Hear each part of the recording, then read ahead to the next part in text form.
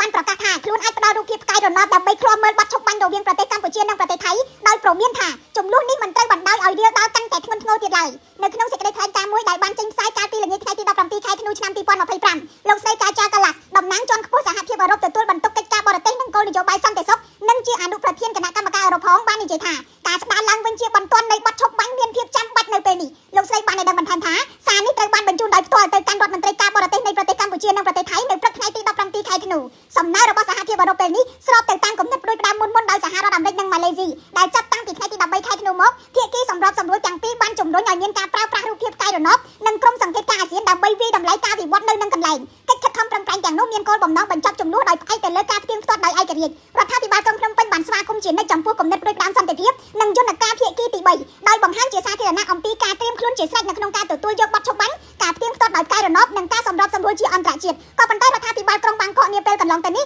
បានទាត់ចោលគ្រប់សំណើហើយទាមទារឲ្យកម្ពុជាឈប់បាញ់មុនដែលផ្ទុយពីគោលបំណងនៃបទឈប់បាញ់ដែលតម្រូវឲ្យភាគីទាំងសងខាងទម្លាក់អាវុធស្មើគ្នាប្រទេសថៃមិនទាន់ឆ្លើយតបចំពោះសំណើរបស់សហភាពអឺរ៉ុបនៅឡើយទេគិតមកដល់ថ្ងៃទី17ខែធ្នូការប្រយុទ្ធគ្នារវាងថៃនិងកម្ពុជាបានអូសបន្លាយអស់រយៈពេល11ថ្ងៃហើយនៅកម្ពុជាមានពលរដ្ឋស៊ីវិល17